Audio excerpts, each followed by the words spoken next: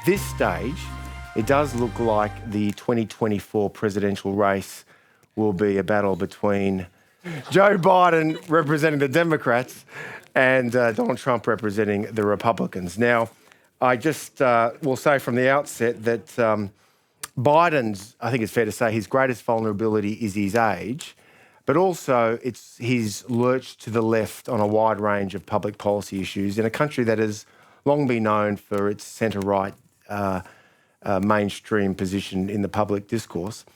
And of course, Trump's biggest vulnerability is, well, Trump. And the fact that these legal, I think he's been indicted now 3 times. These legal problems are bound to get worse in the course of the next year. And meanwhile, as if you need reminding, America is a very polarised place right now. It's very divisive. And what could possibly go wrong in 2024? Well, that's really the theme of our discussion tonight. And I can't think of 2 better people to address this issue here in Australia right now than our next 2 guests. First speaker, of course, is our 2023 John Bonython lecturer, Jason Riley. Jason is a columnist with the Wall Street Journal editorial page. He's also a senior fellow at the Manhattan Institute, which is probably the closest thing you'll find to a CIS of America.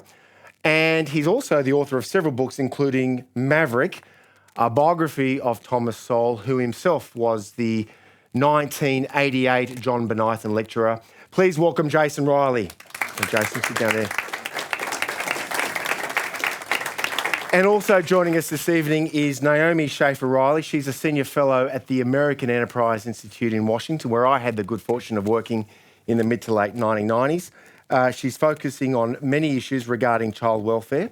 And Naomi is also a senior fellow at the Independent Women's Forum, and she writes about parenting, higher education, religion, philanthropy, and culture.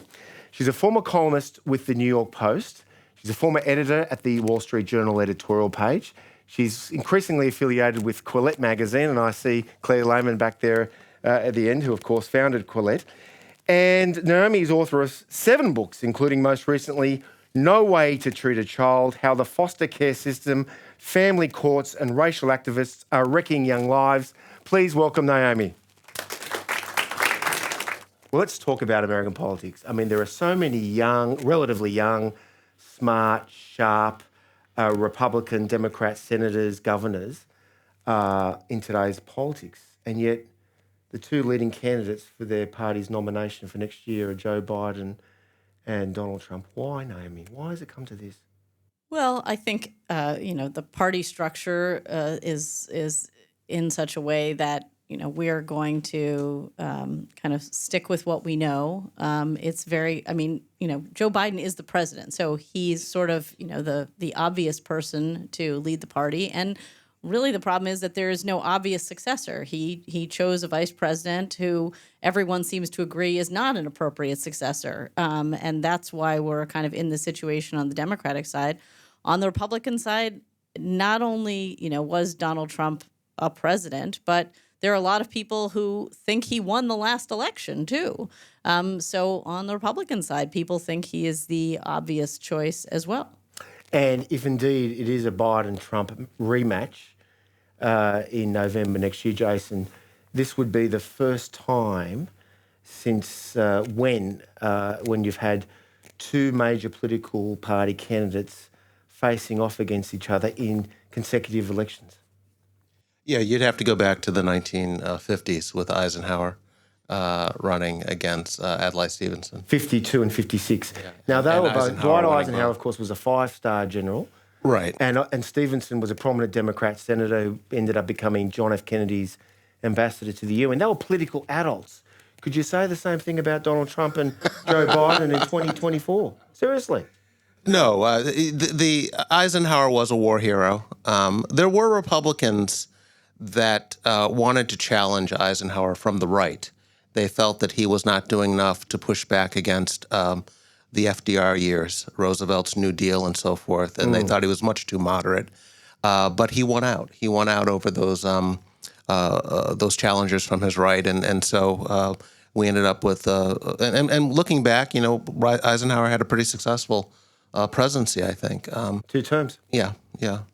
I do want to say you opened by mentioning Biden's age as his 80 years of age. as his biggest vulnerability. I'm not so sure his age is his biggest vulnerability. I mean, when Americans elected him in 2020, they knew they weren't getting a spring chicken in Joe Biden. They knew exactly what they were getting. They had other choices on that stage. People who were running, they had much more progressive candidates who were running, like Elizabeth Warren and Bernie Sanders. They chose Joe Biden. I think his bigger vulnerability could end up being the economy, frankly, more so than his age. When Joe Biden took office, the economy was growing at more than 6%. It's now growing at about 2.4%. When Joe Biden, during his presidency, inflation has reached a 40-year high. So people don't see their money going as far as it used to. It's come down somewhat, but on things like housing, food, energy, we're still running 5% plus inflation in the country. That could ultimately end up being Jason, I don't want to drone challenge. on like the pub bore about age, but can I just put this to you? If you look around the Western world, you've got people like Rishi Sunak, who's in his early to mid-40s, leader of Great Britain. You've got Emmanuel Macron from France, who's probably in his mid-40s. Justin Trudeau from Canada, mid-40s, maybe late 40s now. Even Anthony Albanese, Australia's Prime Minister, is relatively young. He's 60 years of age. In the United States, I mentioned Trump and you mentioned Biden, but you've got people like Nancy Pelosi, who was the Speaker of the House until recently. She's 83. Dianne Feinstein, a veteran senator from California. She's 90. She requires aides to tell her how to vote on the Senate floor. Elizabeth Warren, Bernie Sanders, they're probably, late 70s, early 80s. Mitch McConnell, the Republican legislative powerhouse, 81, the other day at a press conference, froze for 25 seconds. It was a sad sight. Now, so much for being eternally young and dynamic. What's wrong with America? Well, go ahead. No, I'm testing you both. I don't know. So first of all, I think we have a problem of baby boomers who don't want to give up power. I mean, ultimately, I think that's the diagnosis. But I do want to sort of caution you should be careful what you wish for. I mean, the younger generation, I'm not talking about people in their 40s, but younger generation in America right now, I think should be kind of concerning as political leaders. At least the generation of Mitch McConnell and Nancy Pelosi, has grown up having read books, having participated in political debates. I'm only half kidding here. I mean, these are people who, have understand that there are two sides to a lot of arguments, even if they don't say that publicly. They're capable of hearing somebody say something that they disagree with without sort of, falling over onto a fainting couch. I'm deeply concerned if Alexandria Ocasio-Cortez are sort of the next generation. She's early 30s. Yes, I mean, I am not ready to hand over power to that generation. So just before you shove all these folks into the old age home, just take one last look because it's going to be a while.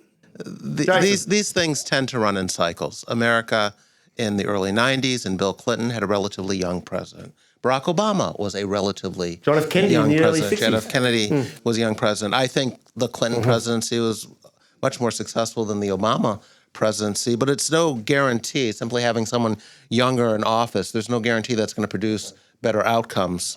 Should Joe Biden stumble and pull out of the Democratic presidential nomination race, which would be the first time since, I think, LBJ, President Johnson, pulled out of the Democratic race in early 68 at the height of the Vietnam crisis, who would be likely to replace him? Well, the generally speaking, it would go to Kamala Harris as vice president, who apparently isn't very popular in this room, which is something shared by many Americans, frankly. This room is a microcosm. That sentiment. Well, the Democrats have a dilemma there. I mean, Kamala Harris was chosen in part because she is much younger than Joe Biden, and he thought that she would put some minds to rest about concerns about his age. But she's turned out to be a quite problematic running mate. And number two, she hasn't performed well on the job. People have commented on her rambling. He doesn't give her a lot of good things, a lot of things to do. But then again, a lot of vice presidents don't get a lot of substantive things to do. But she's managed to fumble what she has been given to do. The problem, however, in leapfrogging her and going to other people who are certainly interested, and those include the governor of California, Gavin Newsom, the governor of Illinois, J.B. Pritzker, the governor of New Jersey, Phil Murphy, the governor of Michigan, Gretchen Whitmer. All of those are eyeing the presidency if Biden were to stumble. The problem with trying to bypass Kamala Harris, however, is that she is a black woman, and the Democratic Party is extremely dependent on black voters and their turnout and winning them very decisively. In other words, they can't afford for black voters to stay home, not even a few of them. And bypassing Kamala Harris could anger a lot of black voters. So they have something of a dilemma there in trying to go around her if Biden were to pull out. Kamala Harris, Naomi. I don't have a lot to. I mean, I really think that there were people who thought that she did a good job as a prosecutor in California, but I think the consensus was that she was picked because of identity politics. And this is a danger of picking people because of identity politics, which is that, you don't know how they're going to perform in the job. And then you're sort of stuck with them when they don't perform in the job. Then you can't say, oh, actually, we think you're not qualified because you said they were, and you sort of are filling that slot, as Jason said. Then leapfrogging her becomes all the more problematic. It's this sort of same reason why it's very hard to, fire somebody, who's been hired through affirmative action. If you said this person was qualified to be here, now you're firing them. Well, obviously, racism must be the reason. And you can easily imagine people making that argument about Kamala Harris. The first time I heard of Kamala Harris was in May 2013. I was in Washington, and President Obama had an Oval Office, well, not Oval Office, but a press conference with a whole bunch of the state's attorneys generals from around the country. And he highlighted Kamala Harris by saying she was the most impressive, articulate, intelligent attorney general. This is what Obama said, who happens to be the most beautiful attorney general in the union. And he got absolutely hammered by praising her looks. That night, he went on late night television to apologise. What did that episode tell you? What did it tell you? You can't praise a woman's looks. Do you like my outfit, Tom? Jason Riley. I don't want to get into all this. But I mean, I think it was one of the... Well, it is interesting because that did sort of predate the Me Too stuff by some number of years. But it was an extraordinary episode, though, wasn't it? I don't know that Obama's critics came off very well on that. Okay. But I will say this about Obama and late night television. He often went on late night television to do damage control. I remember him. Remember the comment he made about his bowling ability, and he said something like, "I look like someone from the Special Olympics when I go bowling," and he went out and apologized for that.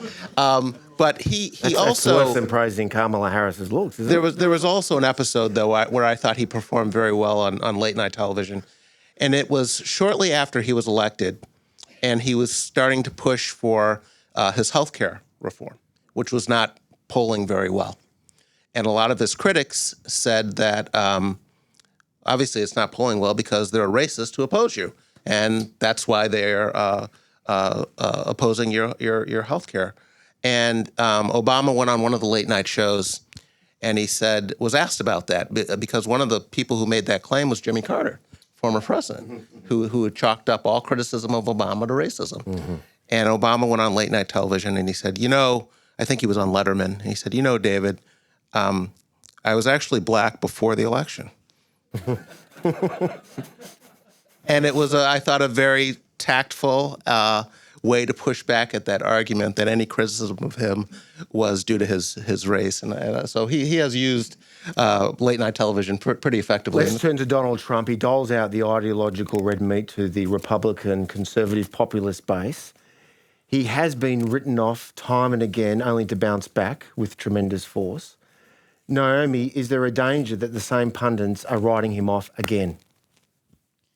I think you'd have to be crazy to write off Donald Trump right now. I mean, he's polling more than 50% among Republicans. And like I said, I mean, there are millions of people who think he won the election. So even trying to make the argument, which I do think, I mean, the other Republicans in the field need to start making arguments against Donald Trump, heaven knows. I mean, but even if they tried to make the argument, hey, are you tired of losing yet? Because, not only did he actually lose the last time, but, he's losing midterm elections for Republicans. They should be making that argument. But frankly, yeah, I wouldn't write him off at all. It would be insane to write him off. But it's one thing to win the Republican nomination. It's a lot harder to win the White House. Oh, I definitely, have serious questions about whether he can win the White House because he didn't do it the last time running against the same guy. Mind you, his vote was very high in 2020. Yes. Jason. Yes, it was. But the other guy got more votes, frankly. But am I right in saying that Biden and then Trump have the two highest numbers of votes ever recorded in American history? I believe that's true. Wow. I do believe that's true.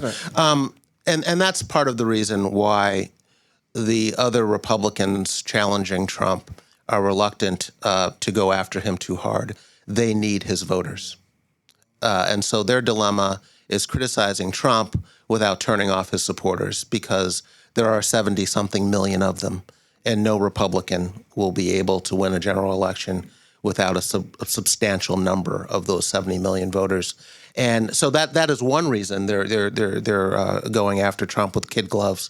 The other reason is that they are fearful that Donald Trump, should he lose the nomination race, run as a third-party candidate or as an independent, or simply tell his supporters to stay home. And there's precedent for the latter, isn't there? Oh, absolutely. Absolutely. Yeah. Trump was asked whether he would support the eventual nominee back in 2016. It was one of the first questions during the first debate. And he was the only one on stage that refused to say that he would. So, yes, there is a deep concern about that. But there's also, Naomi, historical precedent. We had someone like, in 1992, H. Ross Perot ran as an independent, and he stole a lot of votes away from George H.W. Bush, which only helped the Democrat Bill Clinton.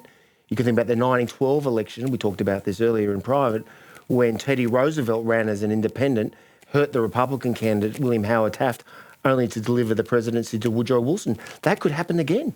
And you don't even need that much. I mean, there's an argument that Ralph Nader sort of was responsible for the turnout on the left, on the left too. So when you have an election that is as close as Trump and Biden, even if we have Robert Kennedy running now as a Democrat, technically, if he decided he wanted to get out and run as an independent, he could swing the election. I mean, it really wouldn't take a lot of votes in order to make a difference in this one. Let me put this in a broader philosophical context, Jason, because we at CIS preach free markets, fiscal rectitude, free trade, small state, and of course you at the Wall Street Journal represent classic Reaganite conservative values of a small state, deregulated marketplace, free trade, immigration, a robust US foreign policy presence in the world.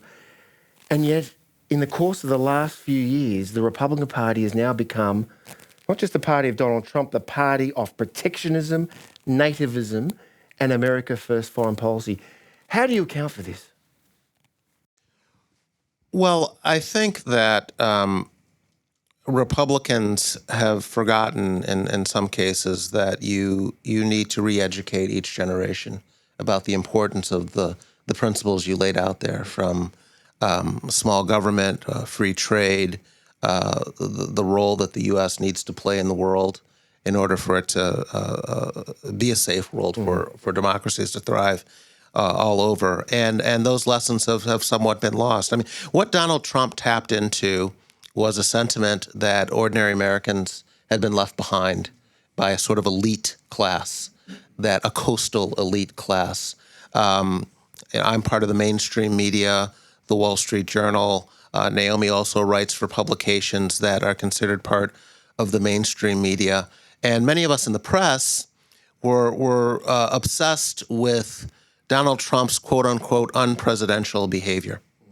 And we thought certain things he said and did were disqualifying.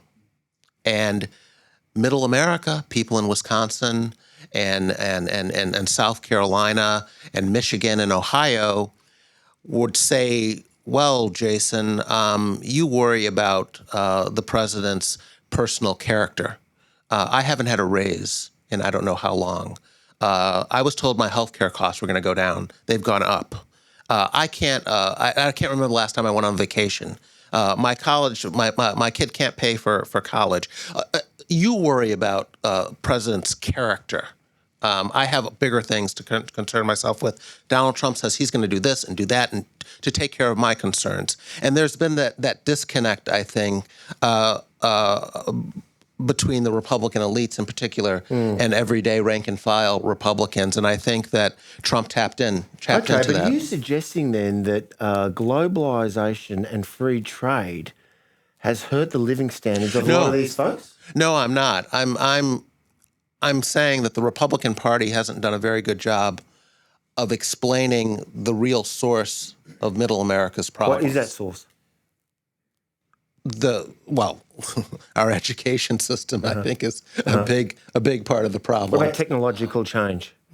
Technological change is I don't see that as a problem. It's something that you need to adapt to. I mean, you've had politicians like Donald Trump claiming that they will bring back the manufacturing paradise that was America in the 1950s and 60s, when nobody thinks that's really going to happen. So we've at CIS had in the last few months a guy named James Mann from Johns Hopkins University, and we'll have at CIS hopefully in the next year a guy named John Judas, he used to be at the New Republic. Now these guys are Democrats, but they understood why Trump resonated with a lot of these folks who they blame it on the Clinton Republican cabal in the late 90s, early 2000s by letting China into the WTO, and that seriously hurt the wages of a lot of working class manufacturing workers.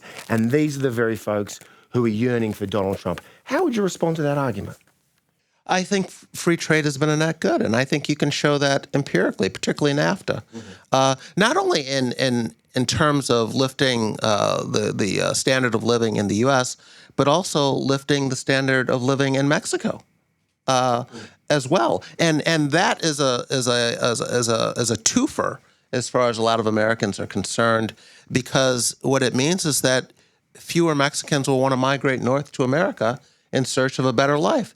They can stay where they are and increase their standard of living. That is what free trade has done. It's been a net good, as free trade is, for both sides. No, look, we at CIS would agree with that, but I'm still trying to come to grips with why there are so many angry, predominantly white men who feel that they've been disenfranchised by the system. Is it just because of globalization? For one reason, they're or not cultural married. reasons? Naomi, yep. I'm serious. For one reason, they're not married. I mean, the breakdown of the family in America is a huge reason for their disaffection, for kids being raised in poverty, for the substance abuse issues. Between 2021 and 2022, we had 100,000 overdose deaths in America. Wow. So this is not my wages went down because manufacturing jobs left. I mean, these are existential problems that folks in these communities are facing. And I think Donald Trump tapped into something more than just, I'm going to get you some more money. It's, I feel how your community is completely falling apart and nobody in Washington or nobody in the government cares about this. A lot of these problems, though, frankly, can't be fixed by government. I mean, they can be further harmed by government, which I think we continue to do. But when you look at this population of men in particular, I think you see a lack of connection to community. They're not getting married. They're not having kids. They're not going to church. All of these connections that they used to have, that used to provide that sense of solidarity in a cultural sense, are gone now. And I think they're looking for a champion. And the difference very quickly is those are characteristics that we've long witnessed in racial and ethnic minority communities. Those have spilled over into the wider white majority population, the trends that Naomi's describing. We'll take questions very soon, and feel free to raise questions about these broader cultural and societal problems that are clearly evident in parts of the United States. Let's talk about public discourse in the United States. I've often used this quote in the past. I'll run it again. It's Robert Gates, a distinguished Republican who served as Defense Secretary under both Presidents George W. Bush and Barack Obama. Now, 10 years ago, when he published his memoirs, 2013, he said the greatest national security threat to the United States is not China, it's not Russia, it's not Iran, it's not Islamic jihadists. This is Gates. He said the greatest threat to the US, quote, is the 2 square miles that encompass the Capitol building and the White House in Washington, D.C. Jason. Well, I think he's talking about how deeply divided the country is politically. The Capitol building being where Congress is housed and where the legislators work. And, our system is made for gridlock. The founders created a system of checks and balances, 3 branches, equally powerful in their own way, and this is by design. But we are in a very deeply divided time right now. We've been here before. People old enough to remember the Civil Rights Movement, the Vietnam War, and so forth know that we have gone through these phases of deep division. And cities were burning back then. And yes, we had the rioting in the 1960s, and I'm confident that we can get through them now. I think one thing that's new to this is social media, which I think has a way of allowing people to talk past one another. I sometimes joke that when I was growing up, when Naomi was growing up in America, we had 3 major news networks, basically 3 television stations, and we all got our nightly news from 3 men. So CBS, ABC, and ABC, NBC, and CBS. So Tom Brokaw and Peter Jennings and Dan Rather. And everyone watched these 3 men deliver the news each evening. You might have had your favorite that you tuned into. But after they were finished and we went out to debate what they were saying, we all had the same frame of reference about what we were talking about. Today, if you spend all your time watching MSNBC and you talk to someone who spends all their time watching Fox News, you two are not on the same page. You cannot have a conversation. You literally may not know what the other person is talking about. And so the problem, I wouldn't want to go back to a world in which America gets all of their news from 3 men. But the trade-off here is that we have a proliferation not only of cable news channels, but Twitter feeds and Facebook feeds that allow you to really live in your own little bubble and have what you want to hear fed to you day in and day out. So the problem is not having a Fox News or having an MSNBC. The problem is someone who only watches Fox News or only watches MSNBC. And I don't know, we're still working through how to deal with that, but it's certainly affecting our politics and feeding this divisiveness that we have in terms of our everyday discussions in America. And yet many political pundits, Naomi, on the ideological left in America, and indeed a former Prime Minister in Australia named Malcolm Turnbull, who actually represented the centre-right Liberal Party in this country, they blame Rupert Murdoch, especially the Fox News channel and the New York Post, for the coarsening of public debate. How would you respond to the likes of Malcolm Turnbull and the New York Times who make that argument?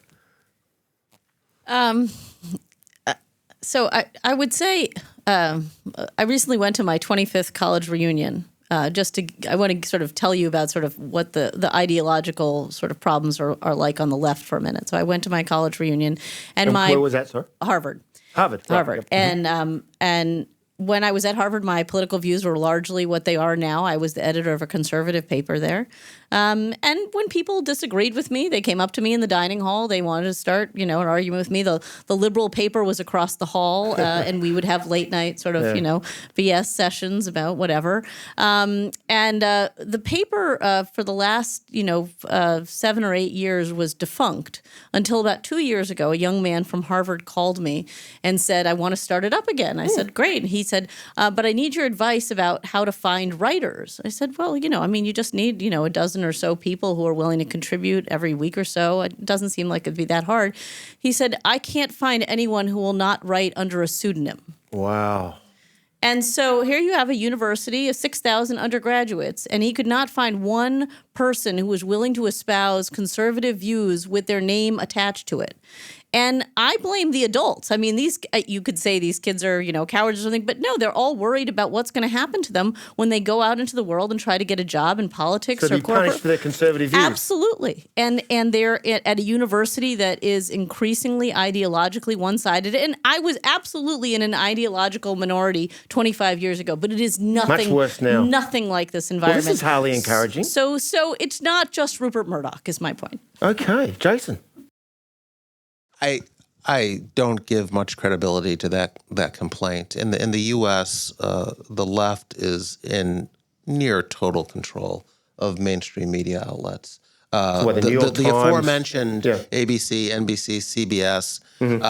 There's PBS, a public broadcast television station. There's National Public Radio. This is the ABC of America. Exactly. Then you have their control of the college campuses that Naomi is describing, where they are in almost complete control of American universities. And then you have the culture, Hollywood, the movie industry, the television industry. So the idea that conservatives have one or two outlets out there that they can turn to, and the left complaining that because the right controls a few of these media outlets, they are the cause of all of this friction in society. It doesn't pass the smell test. Your critics at the Washington Post would not put this in ideological terms. The banner across their masthead since Donald Trump was elected is "Democracy dies in darkness," and they would argue that it's not left or right. They just want to protect America from these hard right extremists who threaten American democracy. The media made a horrible mistake in their decision to cover Donald Trump differently from the way they had covered previous presidents. Now, the media, as I've just stated, trends to the left. And this can be shown empirically. Polling going back decades shows that 80-90% of White House reporters, of political reporters, vote Democrat. So you can pretend that doesn't affect their coverage, but I think it does. One probably says the same thing about Australian media as well, but go on. What the press decided under Donald Trump, however, was to go into resistance mode. Their role, they determined, was not to cover the president. It was to resist him, to thwart him, to take him down. They put the norms of journalism, ethics, and so forth, and practices into their back pocket, and decided we are going to cover him differently. And they spent 4 years doing that. And now they have decided that somehow, like a light switch, they can go back to covering presidents the way they used to under Joe Biden. And I think they've really compromised the trust, what trust remained among the public and the media, by the way they covered Donald Trump. And it's very difficult to go back now. And I think it's going to take some time for the current generation to go back to trusting the media. So there is a tremendous amount of distrust out there. Obviously, Donald Trump has fed that mistrust, but he's had a lot of help. Yeah, I mean, But for one thing, that will have to sort of relearn the English language. I mean, democracy doesn't actually just mean abortion rights and identity politics, but the way that word is used as a stand-in for every left-wing position now is amazing. And there's this sort of wink, wink, nod, nod, like we all know what democracy means. And it's infuriating. Yeah, well, I mean, Jason, we've talked about this in a different context, but the mainstream media's coverage of, as it turns out, Russia's non-links to the Russiagate scandal That consumed a lot of time and energy of the mainstream media in 2017, 2018, and then by, April 2019, Mueller handed down his report and couldn't prove any evidence that there was collusion. Well, that's part of a larger discussion about the transformation of the newspaper business model over the past 20 years. So if you go back to the early 2000s, the late 90s, the main revenue stream for newspapers came from advertising, namely corporate ads when it came to the Wall Street Journal. Companies like Cisco or IBM buying $100,000 ads, one-page ads in the Wall Street Journal. That's what paid my salary. That's what paid for foreign bureaus and so forth. That model, because of the internet, has been flipped on its head. And under the old model, subscription, newsstand sales didn't mean much at all. It didn't really matter how many newspapers we sold at the newsstand. That wasn't what was paying the bills. The revenue from that was a rounding error. The real money was from the advertisers. That's been flipped on its head. Now the subscriptions are everything because all the advertising has gone to the internet. And when you are a newspaper who is not a slave to your corporate masters, who are the ad, but a slave to your subscribers, your readers, you want to feed them what they want. You want to serve up red meat every single day. And it's going to change the nature of the coverage you present. And so you mentioned this Russiagate that went on for 3 years and turned up nothing. In a previous era, that would have been a huge journalistic embarrassment for a newspaper. But under this new model, the New York Times subscribership, the Washington Post subscribership went up 4, 5, 6-fold. Wow. Because they were simply giving their readers what they wanted. Russia, Russia, Russia, Trump, Trump, collusion. And although it turned out to be nothing, it's what the readers wanted. So we now have a journalistic model that's bad in terms of journalism, but good for the corporate bottom line. And so there's no reason to expect that the New York Times will stop pursuing things that turn out to be nothing if it's what their readers want questions. to read. And our first question comes from, Chris. Jason and Naomi, thank you for your entertaining address and very informative. To what extent do you believe Joe Biden's future hinges on the travails of his wayward son's behaviour? Hunter. I think Hunter is a serious problem for Biden, and I think it's the reason Biden didn't run in 2016.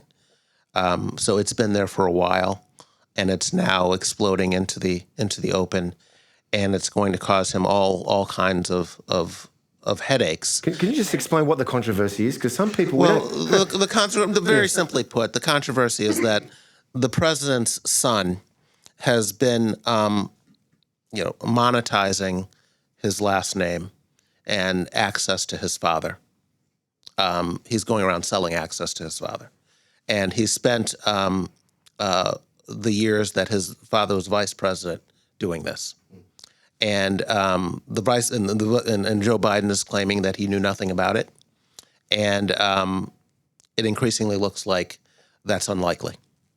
And that's the problem that is dogging the Biden administration right now. And I think it could get worse before it gets better. They recently tried to cut a deal because the son was brought up on tax fraud charges, and they wanted to settle the suit. But part of the settlement that they worked out meant that there could be no further charges about anything else.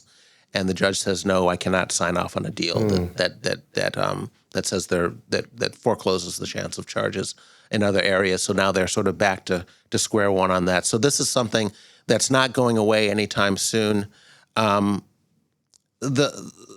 What Biden still has going for him, however, is Donald Trump's unpopularity. And that is what he's counting on. That is what Democrats are counting on. And that is why Democrats very, very, very much want Donald Trump to be the Republican nominee. No matter what they say, they want Donald Trump to be the nominee. They believe that Biden beat him once. he can beat him again, and they're counting on the public to agree with them that no matter how bad, how many faults Joe Biden has, will take him over another term of Donald Trump. And I would just say the sort of polarized media in our country means that if you ask a typical Democrat about Hunter Biden, they will tell you that it's all some made-up story. I mean, it's really the likelihood that it's going to have an impact on Joe Biden's electoral prospects, I think, is relatively small because everybody sort of has their story that they're believing right now, and it's very hard to move the needle on that. The other thing that Biden is being called out on here is we have a horrible situation in America right now, and it's unprecedented. The Biden Justice Department, the Biden administration, is prosecuting Donald Trump, his main political rival. This has never happened in America, where one administration takes office and uses the powers of the presidency to go after their main political rival. Donald Trump is very likely to be the nominee of the Republican Party right now, and Joe Biden is using the powers of the presidency to do everything to diminish him. And that is driving Donald Trump, not only Donald Trump crazy, but his supporters crazy. And these are already conspiracy-minded people to begin with. So you have people who think this is already baked into the cake. It's not a conspiracy if everyone really is out to get you. Trump will either win, to a Trump supporter, and to Trump, he will either win or he will lose because the state, Joe Biden's government, has taken him down. And those are the only two outcomes that are. Okay. Next question, Chris. I'm just wondering what you make of George F. Will's prediction that neither Trump nor DeSantis will win the Republican nomination. Yeah, he wrote that last week, didn't he? George, just to clarify, he's been writing a column twice a week for the Washington Post for 50 years. Jason. I'm a big fan of George Will. George Will is one of the reasons I wanted to become a journalist, reading him growing up. He's going out on a limb with that prediction. The polling, Donald Trump, just to give you an idea of how strong Donald Trump is polling right now, he has only one serious rival in the governor of Florida, Ron DeSantis. This is for the nomination. When Ron DeSantis entered the race a little over a month ago, DeSantis was trailing Trump by about 15 points in the polls. He's now trailing Trump by 30 points in the polls. After DeSantis, the others aren't even worth mentioning. They're so far behind. So I think George Wills is really, really going out on a limb to make that prediction at this early date. And George Will's wife is actually an advisor to Tim Scott. Tell us about Tim Scott, because not many Australians know about Tim Scott. He's a senator from South Carolina. He's 57. He's also, like you, African-American. Tell us about Tim Scott. Scott's, the lane he's trying to drive in here is one of optimism. Right now, the face of conservatism and republicanism is Donald Trump and Ron DeSantis, who don't do a lot of smiling. Frankly, Tim Scott is a very jovial, personable politician, and he smiles a lot. He tells a lot of jokes. He talks about an optimistic future for the country, and he thinks that there's an appetite for that. And humble beginnings too. Humble beginnings. He's got a biography that he runs on, talking about how he is a personal manifestation of how far the country has progressed in terms of race, and it's convincing. It's convincing. It's very pleasing to hear. I think the reality, however, is that Tim Scott is probably running for vice president. He wants to be the number 2 on the ticket of whomever becomes the actual president, and the polling suggests that that's probably the best he can hope for at this stage. And again, we are a long ways off. I don't want to write off all of the other candidates. I'm just saying, as of today, Trump is way ahead. DeSantis is his only real challenger, and everyone else is pretty far behind. We'll get to Adrian and then April, and we'll go over there. But just on Tim Scott, you wrote a column about this not so long ago in the Wall Street Journal, Jason. In a podcast discussion with David Axelrod, the chief strategist of the Obama 2008 and 2012 presidential campaigns, Barack Obama was critical of Tim Scott and other minority GOP candidates for presenting their personal biographies as evidence of America's racial progress. But isn't that what Obama did when he ran for president in 2008? Yeah, absolutely. And it's why I don't think President Obama came off very well in that discussion with his former political advisor. It's exactly what Obama did when he ran for president. He used his personal story as an illustration of the great strides that America has made on race. He's the son of a white mother and a father from Africa. Obama. And yes, he told that story early and often. And he attempted in this podcast to say it's legitimate for me to use my personal background in running for president, but somehow it's illegitimate when someone like Tim Scott does it. And I think what's really going on here is that the Democratic Party, as I think I mentioned earlier, is heavily reliant on blacks voting as a bloc for Democrats. And they really can't afford for even a small percentage of the black vote to be peeled off by Republicans. And this is Obama's attempt to try and shut that down by dumping on Tim Scott and his campaign. But again, it makes him look very much like a hypocrite, and I don't think he came off very well with it. Last year, I was at a panel at the Sydney University where a New York Times journalist called Jane Coaston was there, and she was talking about the midterm elections.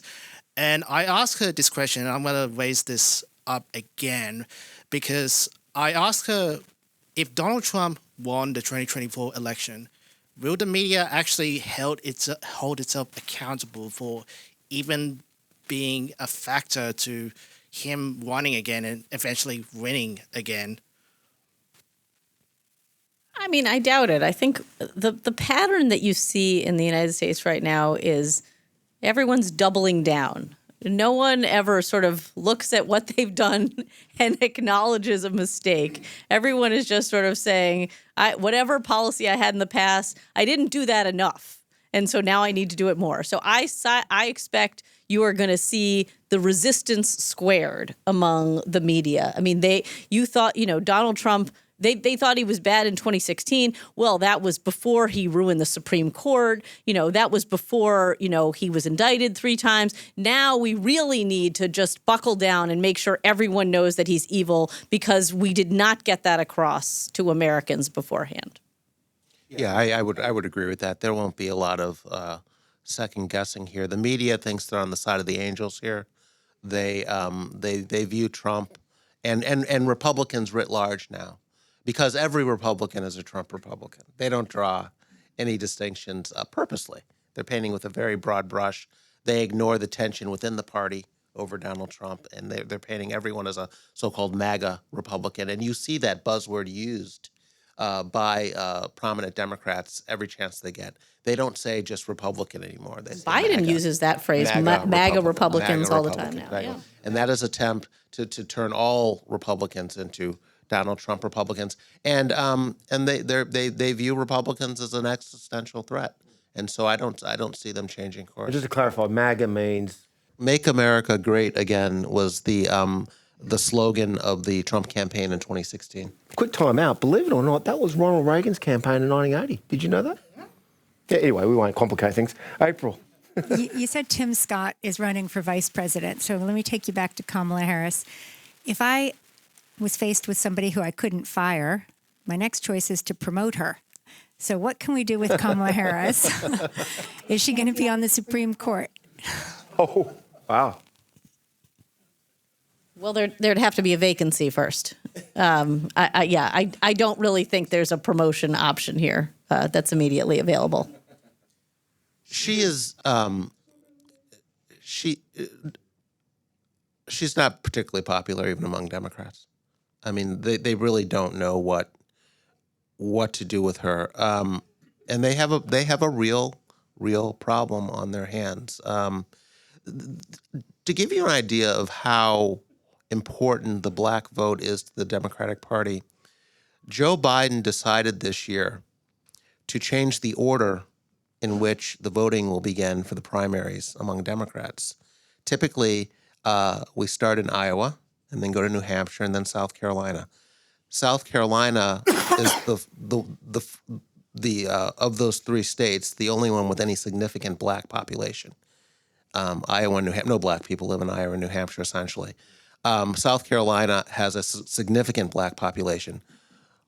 Joe Biden changed the order. South Carolina is going to go first this time, and that is entirely due to the Democrats and their need to make sure that black Americans know that the Democrats care about them. And that means they really do have to be careful what they do with Kamala Harris if Joe Biden decides to step down.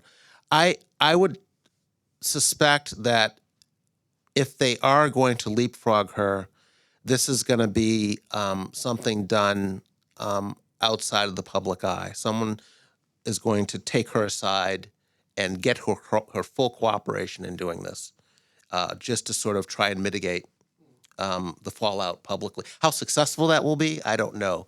But that is how careful they would need to be if they're going to go around her. But they'd also, I think, need to. I think they'd need to find a black candidate. I think they'd need to find either a woman or a minority to fill that role. If you put, Gavin Newsom, if you put a white man in that role over Kamala Harris, I mean, Really? what will hit the fan. That's how powerful identity politics is now in America. Absolutely. And it's getting worse. Even if Gavin Newsom, say for argument's sake, is more qualified. Absolutely. I really think that is going to be a PR nightmare for them unless they find somebody who fits the identity politics. Okay, next question. And they've made this bed. They've made this bed. Okay, let's move on. Thank you both for your comments. There's a certain 90-year-old I think I'd like to see in the White House, but I know that's not going to happen. The subject of your book. You both paint a fairly... Thomas Sowell, yeah. Yeah, he's 93 now. 93. Yeah. 93. You both paint a fairly grim picture of the United States socially, politically, institutionally, economically, in a fairly increasingly volatile world. Where do you think the United States is heading? I am concerned in the short term about the direction of things, particularly culturally. But as I've been saying, I think that in the long run, I'm a little more optimistic because I think that at the end of the day, and again, I'm talking about the culture wars here, that Americans are typically a pragmatic people, and so I'm optimistic because I think that the pendulum has begun swinging too far in the other direction. The progressive left is ascendant right now, but I think things have gotten out of hand. In America, examples? Sure. In America, we are tearing down statues of Abraham Lincoln and Thomas Jefferson and George Washington and erecting statues of George Floyd. We are there are progressives who call math racist. They consider punctuality to be white supremacy. People who swam on the women's team last year are swimming on the men's team this year, or vice versa, and winning all the races, and no one is supposed to notice. I don't think your average American that this is sustainable, and I think you're seeing some pushback on these fronts. Ron DeSantis is trying to make a big deal out of this in his run on these culture wars, on this excess progressivism or wokeism, as he often refers to it. And I think that is something, whomever the Republican nominee is, that will have some legs, that will have some resonance with the American public. And so I am hopeful that America's sort of more pragmatic sensibilities will reassert themselves at some point, if only because the other side has gone too far in the other direction. Yeah, we'll get Naomi's response, but we'll move across to Jim DeMix over there. Naomi, would you agree with that? Are you all things considered optimistic? No, I'm not. I mean, I think the culture war, it's easy to sort of talk about the culture wars as a kind of just a culture issue, but just to understand how they impact public policy. I write a lot now about child welfare. So we now have not only a movement in the United States to defund the police, we also have a movement to abolish child welfare. People think that the child welfare system is racist, so we should not actually have child protective services. The way to solve child abuse and neglect in our country is simply to give more poor people money. And you're seeing an increasing number of kids who are being left in unsafe homes. You're seeing child maltreatment fatalities that are resulting in situations where we knew that a child was in danger and decided that it would be racist to remove that child, and so nothing was done. So just to give a sense of kind of what the impact on public policy has been, I mean, you see this in the police context, but it's also in other contexts too. But I would say that the part that I'm most pessimistic about is what I mentioned earlier, which is the family. I don't know how we put the toothpaste back in that tube. I don't know how you get people to start marrying again and having stable families. It's once that was out, it's very hard through government policy, frankly, or anything else, to get people to understand why the nuclear family and a stable marriage is the best way to raise children who are going to be well-adjusted, productive, citizens. And I don't know how we're going to undo that, and that is why I'm probably most pessimistic. But is the breakdown of the nuclear family confined to America, or is this evident in parts of Western Europe? It absolutely is evidence in Western Europe as well. Yeah. I think in America, you probably the effects seem to be more extreme. We just have a lot of kids in America who are really growing up in deeply unstable environments. They're less likely to finish high school. They're more likely to end up in prison. They're more likely to end up homeless. They're more likely to end up abused and neglected. They're more likely to end up with substance abuse problems and mental illness problems. And so just sort of somehow trying to get adults to understand that is not an environment in which to raise a kid on an individual level, and the broad public policy implications of the fact that now we're not doing that on a large scale are really big. Jim, g'day. Naomi, your comments are rather pessimistic, but I think they reverberate within this room. But the question, let's assume that Trump does get elected as the next president. Is he likely to recant some of his former policies on, say, Trans-Pacific Partnership, relationships with America's long-standing allies like Japan and India and so on, or will it be more of the same? I suspect that Trump has not given a moment's thought to the issues you just raised. Trump has pretty much said out loud that his objective in getting reelected is revenge. He wants to use the powers of the presidency for payback. His political opponents, his personal enemies, anyone he feels has been disloyal to him, who has wronged him, he's coming for you. That is pretty much what he has said out loud. In terms of coherent policy objectives, foreign or domestic, I think those are so far down the totem pole on his list of priorities that he'll shoot from the hip like he always has. It also will depend on who he can get to go work for him. I mean, we've gone through the A team, the B team, the C team. I mean, who knows who is going to be in the next administration? We just have no idea. Well, okay. Fred, Fred at the back there, mate.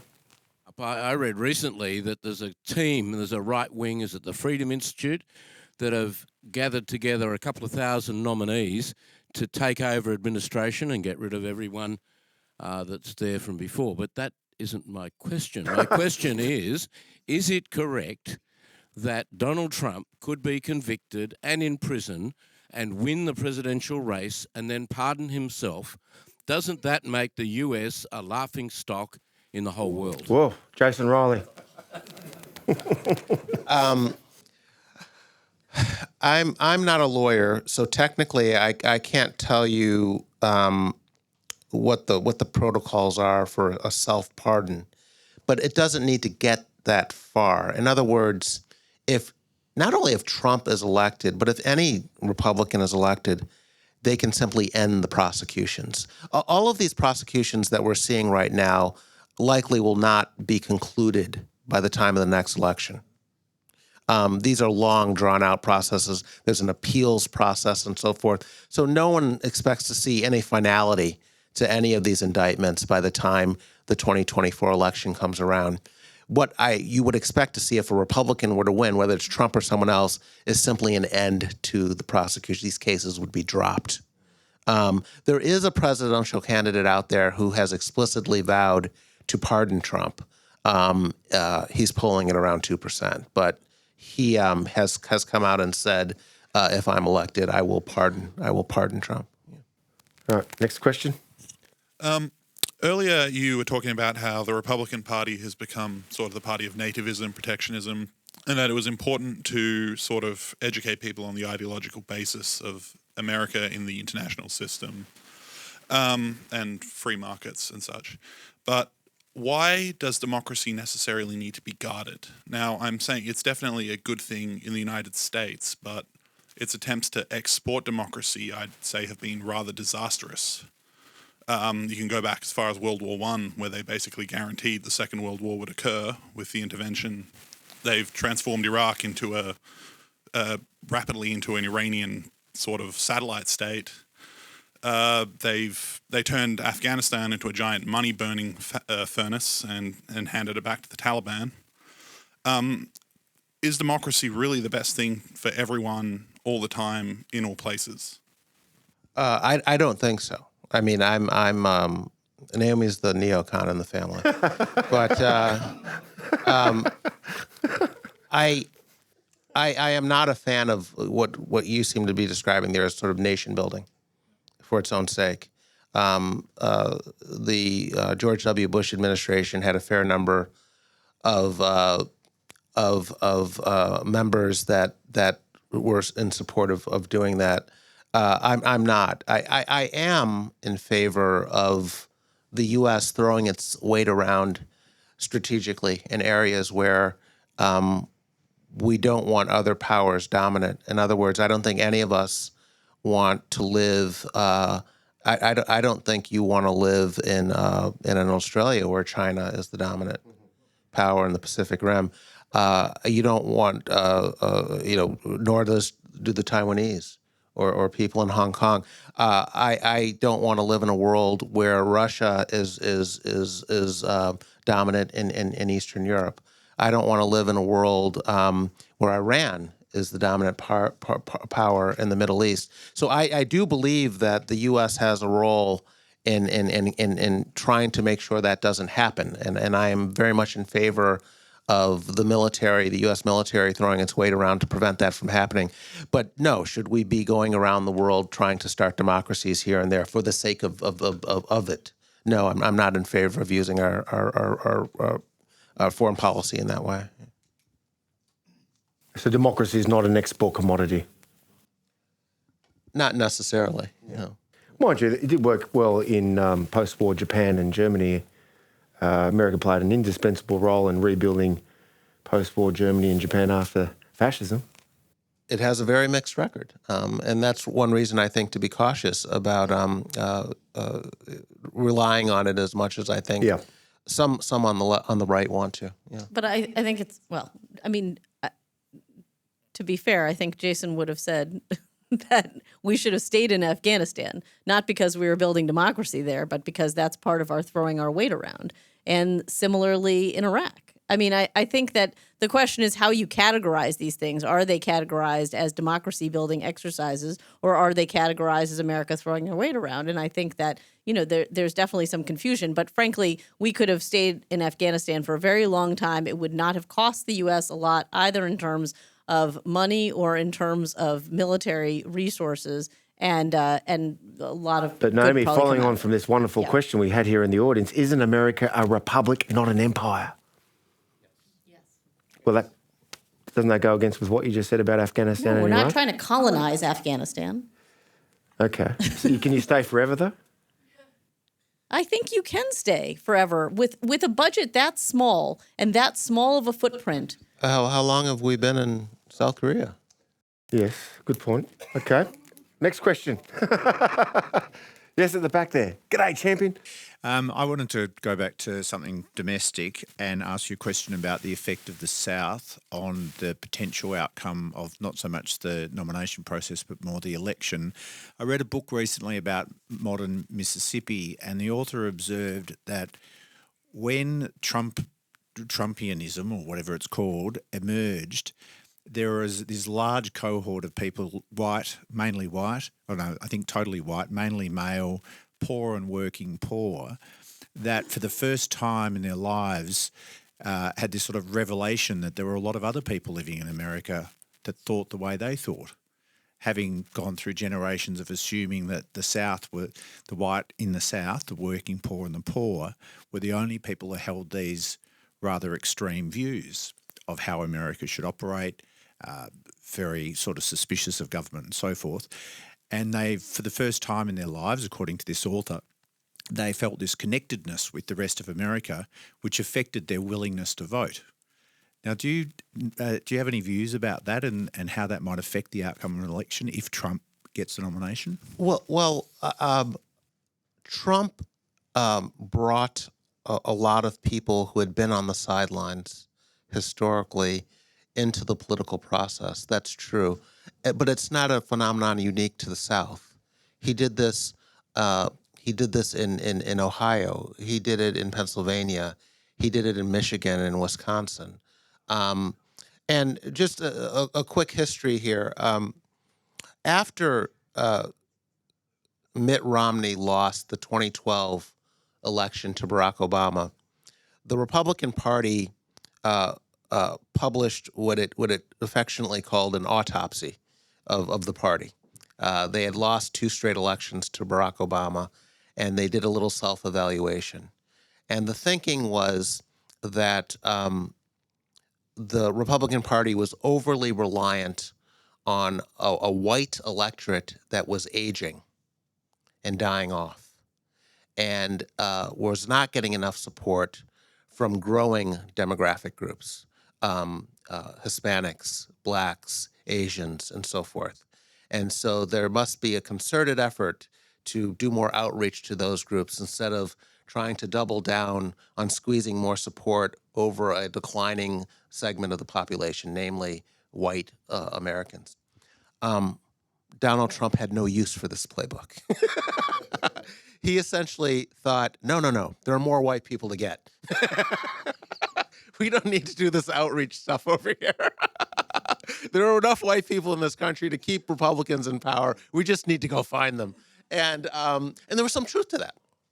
And it was particularly true among whites without college degrees, lower educated whites that had not been politically active for a while in this country, and they came out for Donald Trump. The problem, however, as we learned in the 2 midterm elections, since Trump was first elected in 2016, is that they only come out for Donald Trump. When Trump isn't on the ballot, they tend not to show up at the polls. So it's more of a cult of personality than something that seems sustainable.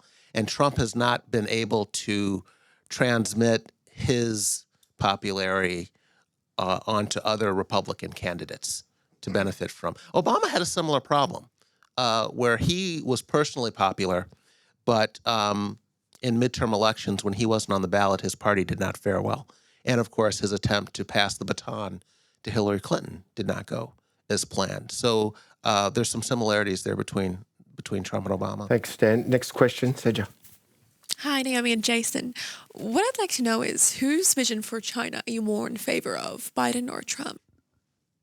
Well, explain to me what you think the difference in the 2 visions are, because Biden and Trump, or I should say, Trump and the Democrats have a lot in common in their view of China, particularly when it comes to trade. Trump's a trade protectionist, and historically, so has the Democratic Party. been in the U.S. as opposed to Republicans who've tended to be more. Well, Bill Clinton. more in Bill Clinton support was of free trade. Free trade, yeah. Bill Clinton was, but Yeah. he was an outlier Yeah, very yeah, much yeah. to that extent. The labor unions that are play a big role in the Democratic Party in the U.S. are trade protectionists, and Democrats have tended to Can I follow just their pretend lead. to be Sedgwick for a moment and say that maybe one of the key distinctions between Trump and Biden on China is that with people like the climate envoy John Kerry talking about doing deals with China over Taiwan perhaps, or on export controls bans, is there a wing in the Democratic Party that might be more willing to accommodate China for the sake of climate change mitigation, rather than, say, the Trump administration? Yes, and that's a concern. Kerry went to Beijing recently trying to get concessions out of the Chinese in terms of carbon emissions and got nowhere. I believe China's heavily addicted on coal. Xi wouldn't even meet with him. But the person who did meet with him made it pretty clear that China is going to continue to expand or increase its carbon emissions for at least another 70 years or so. And from China's perspective, as with India, I think this makes a perfect sense because they know you can't run a modern economy on renewable energy. I mean, Europe is learning this firsthand now with the Ukraine. This is what Putin is exploiting. The attempts of the Europeans to get way ahead of the technology in terms of trying to run their economies on renewable energy. And so it makes perfect sense that China would tell Kerry to go pound sand and the U.S. to go pound sand on this. They're not going to do anything that's going to threaten economic growth. And they know they can't continue to grow their economy on wind and solar. And so that's I guess that would be a difference between Donald Trump and the Democrats on China policy in that regard. But when it comes to trade, Donald Trump is very much a protectionist, and I would expect in a second Trump administration more tariffs. The way we saw them in the first administration. I think he would double down on that strategy. And frankly, a lot of Democrats agree. They won't admit it out loud, but they're fine with that policy. Well, we've still got 15 months to go before the US presidential race. 15 months to go. And I think tonight it's fair to say we've had a wonderful little preview to what's likely to be a very lively 15 months. Ladies and gentlemen, please join me in thanking Jason Riley and Naomi Schaefer Riley. For decades, CIS has been a fiercely independent voice working hard to promote sound liberal principles. To be notified of our future videos, make sure you subscribe to our channel, then click the notification bell. We rely solely on the generosity of people like you for donations to advance our classical liberal cause. Check out the links on screen now to see how you can get involved.